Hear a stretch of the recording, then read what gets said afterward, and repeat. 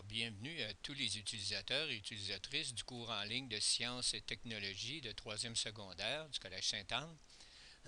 Dans cette capsule, nous allons fournir les réponses et brèves explications nécessaires à la compréhension des questions 1 à 9 des notes de cours du module de technologie portant sur une introduction à la technologie et les composantes du dessin technique.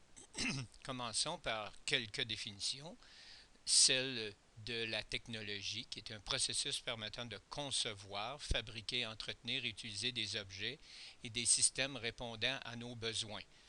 Il est nécessaire à ce stade-ci de différencier les connaissances scientifiques, techniques et technologiques. Pardon.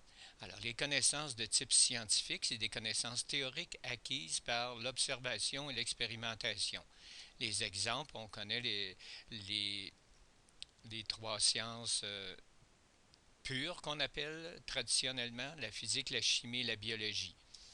Par contre, les notions de type technique et des exemples, c'est des connaissances pratiques et procédés de fabrication servant à réaliser différents objets. Par exemple, le traçage, le sciage, la soudure, le perçage. Maintenant, que veut dire définir les notions de type technologique? Alors, c'est l'ensemble des connaissances théoriques et pratiques permettant la conception, la fabrication, l'entretien et l'utilisation des objets. On en a plusieurs, dont la métallurgie, l'électronique, l'astronautique, la biotechnologie. Et le nom que porte l'ensemble des activités ayant pour but la fabrication d'objets techniques, c'est l'ingénierie. Maintenant, la question numéro 4. Nommer les étapes, les 6 étapes menant à la fabrication d'un objet technique ou les 6 étapes de l'ingénierie. Alors, l'identification et l'analyse d'un besoin, rédaction du cahier de charge, élaboration d'un schéma de principe, le choix des matériaux, élaboration d'un schéma de construction, élaboration d'une gamme de fabrication. Maintenant, comment appelle-t-on un objet assemblé pour une fonction précise? On appelle ça un objet technique. Ici, par exemple, une épingle à linge a une fonction précise, tenir le linge sur une corde.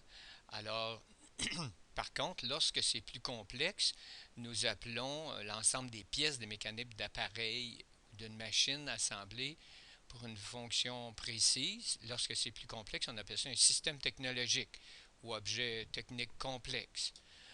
L'exemple ici, c'est l'exemple d'une bicyclette. Vous voyez, il y a beaucoup de fonctions.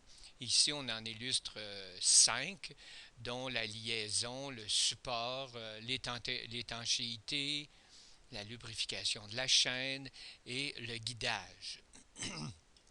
À la question numéro 8, pour chacun des termes suivants, est-ce que c'est un objet technologique ou un système technologique?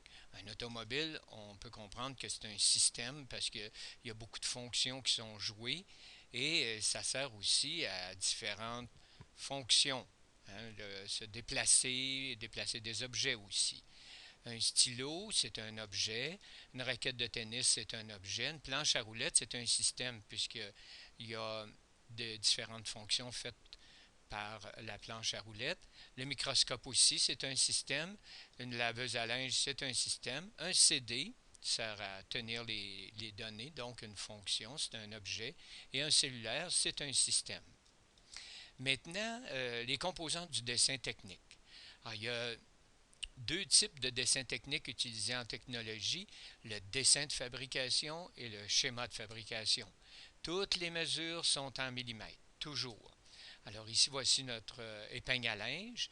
À gauche, on a le dessin de fabrication, donc on indique à notre fabricant exactement la taille, les mesures en millimètres de ce qu'on attend du résultat final. Ici, un schéma de fabrication, on indique l'endroit où vont se faire les forces, comment les pièces vont se déplacer, vont s'ouvrir et se fermer, où est situé le ressort, etc. Alors ici, continuons avec les lignes de base. Voici une voiture vue de profil et vue arrière en coupe. les lignes ici vont être dévoilées et ces noms sont simplement à connaître. Alors voici ici une ligne de renvoi suivie d'une ligne de contour cachée. On voit qu'elle est pointillée. La ligne de contour, lorsqu'elle est visible, elle est foncée. Donc ça va être au crayon H qu'on va la faire. Maintenant, on a la ligne de cote ainsi que la ligne d'attache qui indique la longueur de notre véhicule. Ici, une ligne d'axe de coupe. Quelquefois, elle est en pointillé, quelquefois, elle est en ligne pleine. Et on a la ligne d'axe qui montre le centre de la roue, hein, exactement le point central de la roue. Continuons avec la ligne de construction ici, qui est beaucoup plus faible, qu'on va tracer, nous, au crayon 4H. Maintenant, les hachures indiquent que la pièce est pleine. C'est du bois. La petite voiturette va être en bois. Alors, ça indique que le bois n'est pas vide. Alors, en bas, voici maintenant l'aperçu avec une signification là. Alors, ligne de contour visible, ligne de contour cachée, la ligne de construction. On voit qu'elle est plus mince que la ligne de contour. Ici, la ligne d'axe de coupe. On a aussi la ligne de cote, la ligne d'attache, la hachure et la ligne de renvoi. On va faire ce travail-là d'une façon beaucoup plus pratique. Alors, le rectangle illustré au-dessous s'appelle un cartouche. Ici, on écrit notre nom, on écrit la date, on écrit le titre, puis on écrit l'échelle. Dans ce cas ici, la voiture sera 2 fois plus grande que le dessin. Nous allons voir ça dans la prochaine capsule. Alors, les échelles, qu'est-ce que c'est?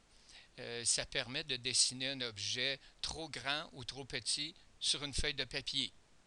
Alors ici, l'échelle de réduction, on en a un exemple. Nous verrons ça dans la prochaine capsule. Alors à la prochaine, et c'est ce qui met fin à cette capsule.